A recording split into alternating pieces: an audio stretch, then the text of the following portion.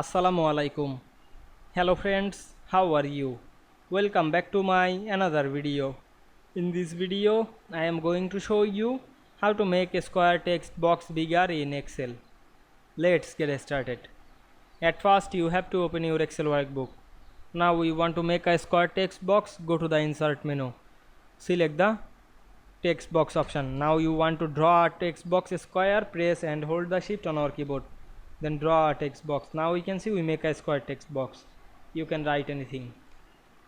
Now we want to make the text box bigger. Again press and hold the shift, then resize the text box.